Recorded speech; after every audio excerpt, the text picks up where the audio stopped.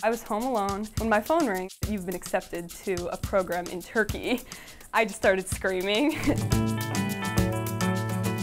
The YES program was designed after the attacks on 9/11 as a way to help heal the relations between America and the Muslim world. There was this bipartisan bill to bring students from predominantly Muslim countries to the U.S. And this is the first year that they sent Americans abroad to those same countries.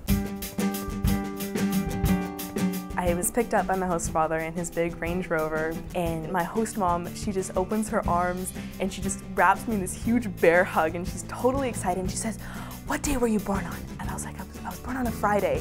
And she's like, "Oh, Afia, my daughter!" And from that day on, they just all called me Afia, because in Ghanaian culture, every person is named for the day they were born on. I didn't know the language, I didn't know anybody. I had to really rely and trust people like I never had to before.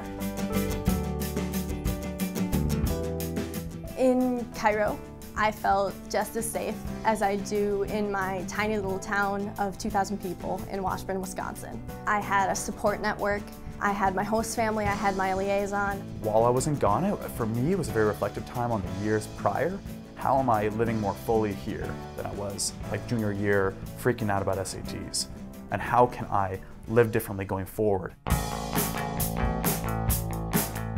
Going abroad as a teenager really shapes the rest of your life. It really questions your values at a young enough age that you can change those values. I have a better understanding of who I am and what I aim for the future. It's changed my interests a lot. I now want to minor in cultural anthropology with a focus in Middle Eastern studies. I appreciate my family a lot more, my hometown and my community.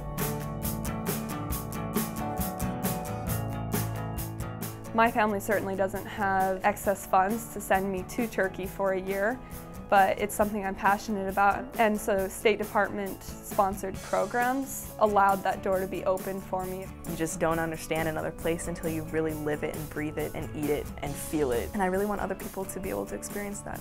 I do think that it's key that we are more internationally involved and we are more knowledgeable about the world and about other cultures. And that is what's really going to bring more tolerance into this world.